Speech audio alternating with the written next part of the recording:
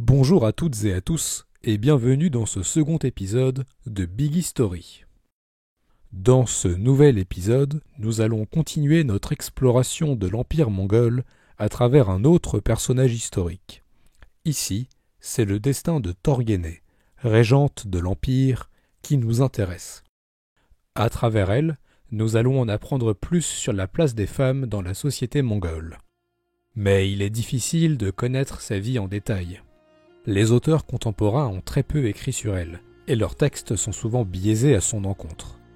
Ici, nous allons utiliser les textes laissés par les chroniqueurs persans du XIIIe siècle, Atamalik Juvaini et Rachid el-Din, ainsi que des ouvrages d'historiens modernes pour tenter de reconstituer le parcours de celle qui dirigea le plus grand empire terrestre de l'histoire.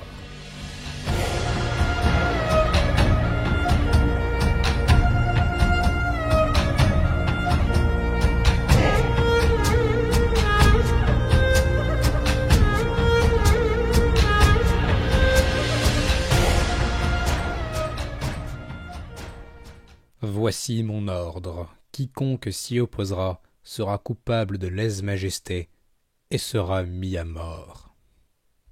Voilà ce que dit l'édit de Torghénée, une déclaration destinée aux fonctionnaires de l'Empire. Le message est clair, c'est elle qui décide et nul ne s'opposera à elle. Ce texte a d'autant plus d'impact qu'il s'adresse au sujet d'un empire s'étendant de la Chine à l'Ukraine. Il s'agit d'une des rares traces qu'elle nous ait laissées, et elle nous donne un aperçu de son caractère et de l'étendue de sa puissance.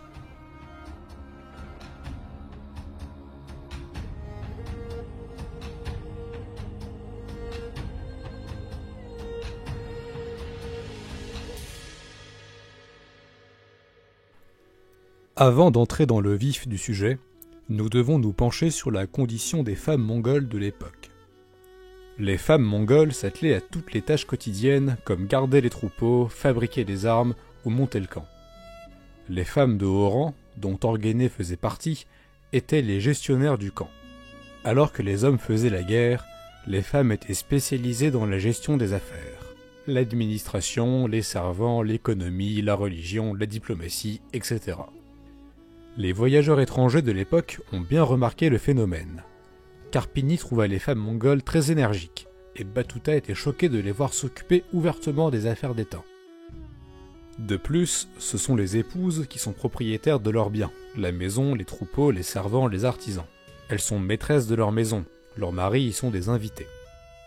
Lorsqu'un khan reçoit des ambassadeurs, il reçoit dans le palais d'une de ses femmes, laquelle participe activement aux discussions. Mais on reste loin d'une utopie féministe. Le devoir d'une épouse reste de promouvoir la réputation de son mari et de ses fils. Mais comparé au monde sédentaire, elles ont considérablement plus de place et un rôle formel incontesté. Revenons-en à la vie de Torghénée. On en sait peu sur sa jeunesse. Elle aurait fait partie de la tribu des Nayman avant de se marier et d'intégrer la tribu des Merkites. Elle entre dans la grande histoire lorsque l'armée mongole de Chinggis Khan écrase les Merkites en 1200. Elle est alors capturée comme prise de guerre avec les autres femmes et redistribuée parmi les hommes de l'armée du Grand Khan. Elle n'avait pas d'enfant et était sûrement une femme de haut rang. Alors on la donna comme épouse à Ogodei, troisième fils de Chinggis Khan.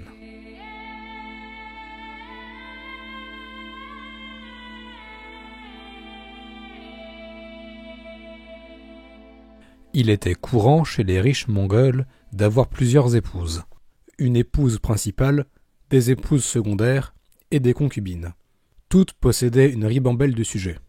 Torghénée intégra la famille de Ogodei en tant que femme secondaire. Cependant, elle lui donna 5 fils, ce qui lui conféra un atout considérable, 5 héritiers potentiels pour son mari.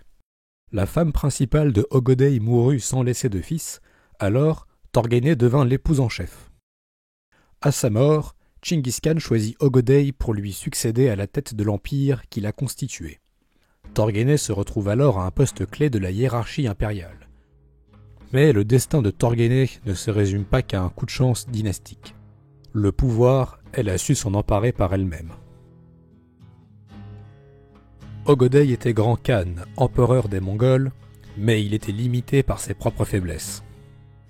Le chroniqueur Rachid al-Din nous dit à son sujet: le Khan était extrêmement friand de vin, et il buvait sans relâche et à l'excès. De jour en jour, il s'affaiblissait, et bien que ses intimes et bienfaiteurs cherchaient à l'en empêcher, ce n'était pas possible et il buvait davantage malgré eux. Chagatai nomma un émir pour veiller sur lui et ne pas lui permettre de boire plus qu'un nombre déterminé de coupes. Comme il ne pouvait pas désobéir à l'ordre de son frère, il avait l'habitude de boire dans une grande coupe au lieu d'une petite, de sorte que le nombre reste le même. Fin de citation. C'est alors que l'incapacité du grand Khan à assumer son rôle laissa le champ libre à la Khatoun pour prendre la tête de l'Empire. Elle envoyait des ordres sous son propre nom et sous son sceau, alors même que Ogodei était vivant et empereur. Et il continua son règne d'ivrogne jusqu'au jour où c'en fut trop, et il mourut lors d'une ultime beuverie. Peu doute sur la cause du décès, son alcoolisme l'a tué. L'hypothèse du poison fut écartée, bien que la dernière coupe bue par Ogodei lui fut donnée par un homme de confiance de Torguenay.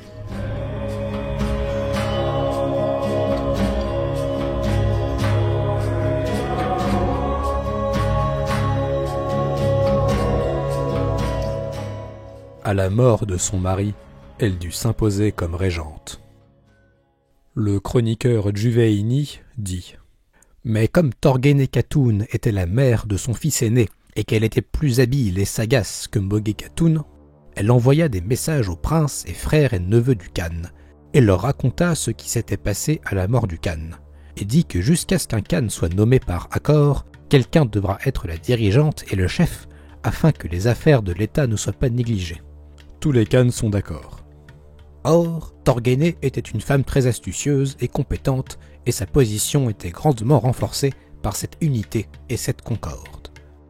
Et lorsque l'autre épouse de Ogodei suivit le sillage du Khan, elle obtint, par sa finesse et sa ruse, le contrôle de toutes les affaires de l'État, et gagna les cœurs de ses proches par toutes sortes de faveurs et de bontés et par l'envoi de cadeaux. Et la plupart des étrangers et des parents, des membres de la famille et de l'armée, s'inclinaient vers elle et se soumettaient avec obéissance et plaisir à ses ordres et à ses interdictions. Les auteurs anciens attribuent sa prise de pouvoir à une grande opération de corruption et à sa place de mère. Mais les historiens modernes pensent que c'est parce qu'elle administrait les finances, la diplomatie et la gestion de l'Empire depuis des années qu'elle obtint naturellement la régence. Elle ne faisait que continuer ce qu'elle a commencé, il lui fallait juste officialiser sa position. Ainsi, en 1241, elle devint Yeke Khatoun, impératrice des Mongols, régente incontestée.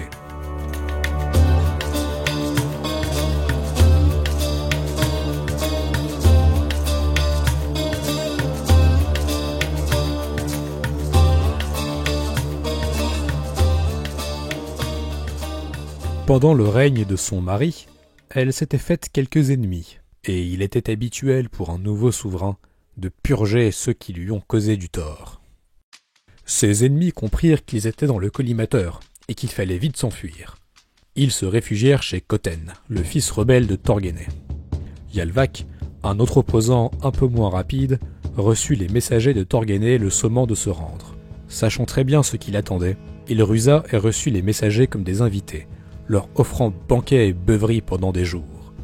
Après avoir saoulé les messagers, il s'enfuit en secret, à l'ombre des regards, pour se rendre chez Khoten.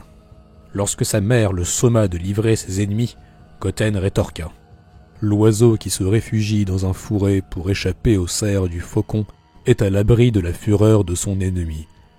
Puisque ces hommes ont cherché refuge chez nous, les renvoyer est éloigné des règles de la chevalerie. Ce ne sera pas la dernière fois qu'elle se confronte à un fils ingrat. » À cette époque, Torguenay n'est pas la seule épouse impériale qui commande à la place de son mari. En effet, les autres fils de Chinggis Khan présentent le même cas de figure. Trop occupés à boire ou à guerroyer, les Khans délaissent trop souvent leur devoir de souverain. Le Khan Tolui abdiqua le pouvoir à sa femme de son vivant, et la veuve de Chagatai prit le commandement de sa horde. Ainsi, dans les années 1240, l'Empire était dirigé par des femmes, avec Sorkoktani à l'est, Eluskesun au centre et Torgene à la tête de tout l'Empire. En plus, ses épouses impériales étaient souvent des femmes capturées, venant d'autres tribus. Mais une fois prises dans les intrigues de cour et face à l'incapacité des maris à gouverner, elles trouvaient le moyen de s'emparer des rênes du pouvoir.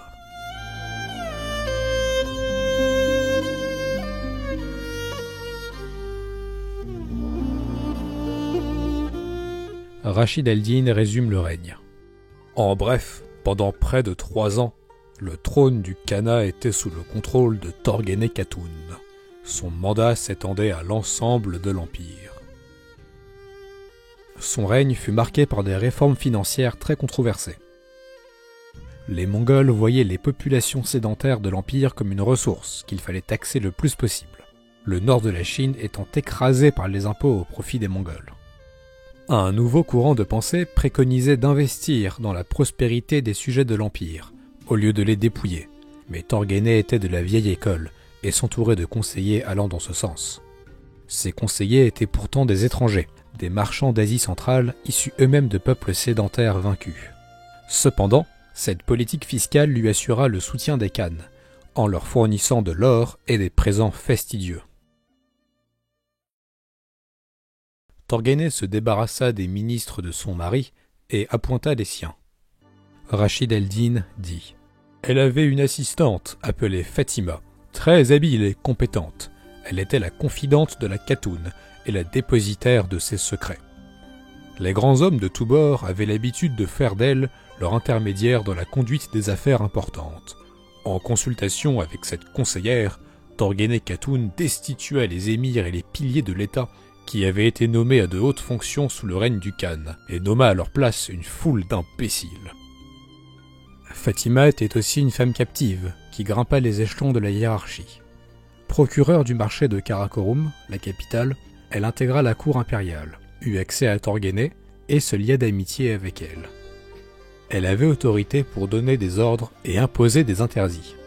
On venait vers elle pour obtenir la protection et des faveurs. Ensemble, elles avaient la main sur tout l'Empire.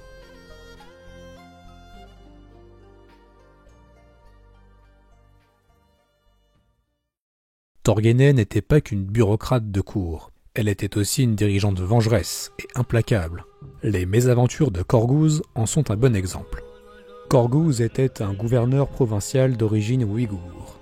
Il s'était disputé avec un membre de la famille royale à cause d'une histoire d'argent, et il eut des mots très violents et offensants à son égard. En plus, il détestait les ministres de Torgene, qui le détestaient en retour.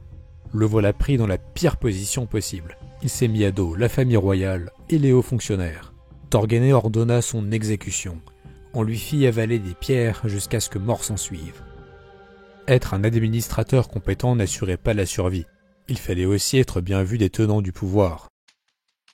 Mais en plus des règlements de compte, elle dut aussi se défendre contre de véritables menaces. Elle frôla la catastrophe lorsque Temujin, frère de Chinggis Khan, revendiqua le pouvoir. Rashid el-Din dit « Le frère de Chinggis Khan pensait s'emparer du trône par la force et la violence. Dans cette intention, il se mit en route pour la horde du Khan, à la tête d'une grande armée et avec beaucoup de matériel et d'équipement. À cause de cela, toute l'armée et le peuple furent remplis d'inquiétude. Torgene Khatun envoya un messager pour dire « Nous sommes tes belles-filles, et nous avons placé nos espoirs en toi. Que signifie ta venue avec une armée et tant de matériel et d'équipement? Tout le peuple et l'armée ont été perturbés. » Juvaini résume la suite. Temujin s'approcha du messager avec sa suite, et il se repentit de son projet. Il prétexta qu'il était en deuil, et prit congé de cette manière. Ainsi, Torgene réussit à imposer son autorité et à maintenir l'unité. Le règne continue et il est temps pour la régente de passer le pouvoir. Mais encore une fois, rien n'est acquis. Elle compte mettre son fils Guyuk sur le trône. Pour cela, il devra être élu lors de la grande assemblée des Khan, le Kuriltai.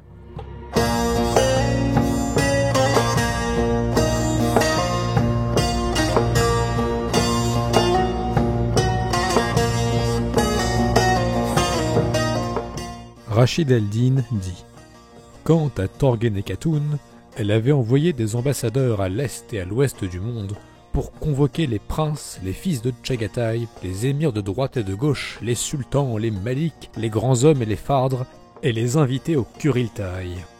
Or, Guyuk Khan étant connu pour son pouvoir et son autorité, et Torghene Khatoun lui étant favorable, et la plupart des émirs étaient d'accord avec elle. Après une discussion, ils acceptèrent de le placer sur le trône. Pour sa part, comme le veut la coutume, il rejeta l'honneur, recommandant chaque prince à sa place, et ayant recours à l'excuse qu'il était malade et indisposé.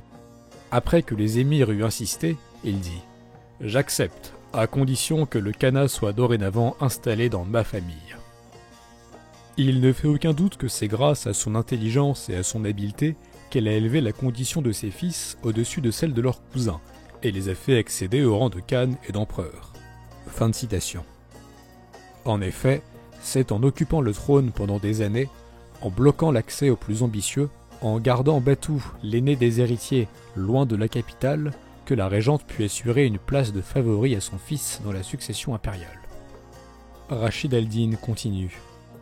Puis, la science du chaman ayant été pratiquée, tous les princes enlevèrent leurs chapeaux, détachèrent leurs ceintures et le placèrent sur le trône du khanat. Fin de citation. Il est important de noter que 20 ans plus tôt, les femmes étaient absentes du Kuriltaï. Cette fois-ci, ce sont elles qui l'organisent et qui orchestrent les décisions.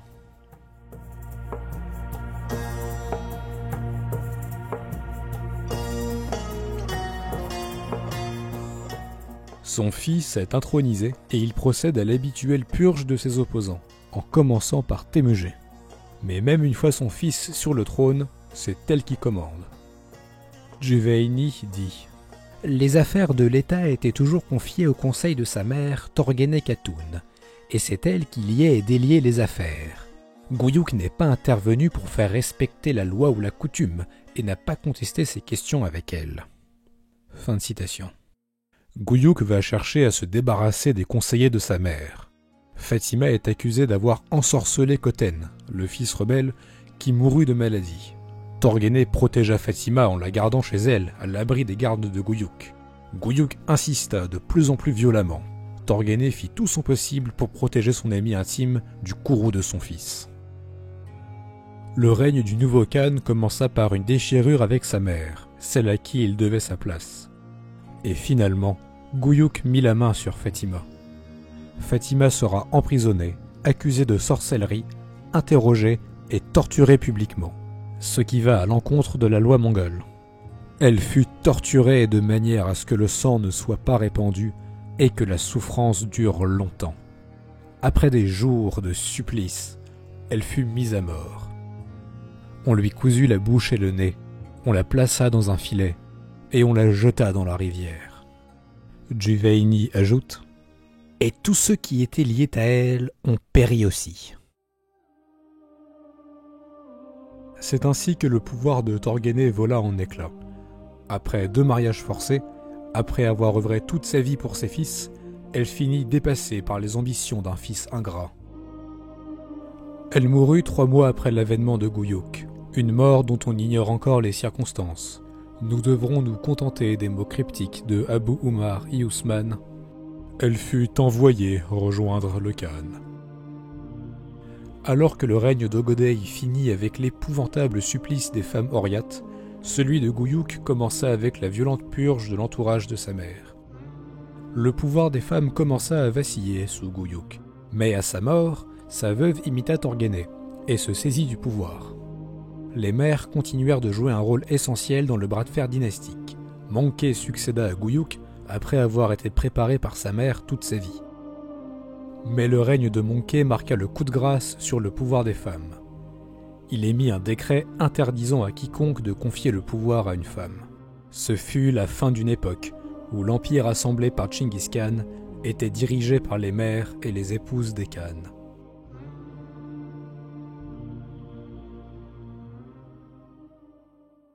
L'histoire de Torghene est tout à fait révélatrice. Les femmes mongoles ont eu un rôle critique à jouer dans la gestion et l'expansion de l'empire, mais les écrits ne leur font pas justice. Torghene n'est mentionnée qu'en filigrane dans les textes, alors qu'elle fut certainement la personne la plus puissante de son époque. Les historiens modernes expliquent que les femmes mongoles furent non seulement actives dans la gestion des affaires, mais surtout une force morale et civilisatrice essentielle. Elles maintenaient l'unité au sein des familles. Elles redirigeaient la violence des fils vers l'extérieur, assurant la paix et la coopération. Sans leur action, le plus grand empire terrestre de l'histoire n'aurait pas tenu. Mais malgré cela, elles furent presque effacées des annales de l'histoire. Pour conclure, le destin de Torguéné offre un témoignage historique bien particulier. Il met en lumière une page de l'histoire à l'importance capitale, mais complètement ignorée.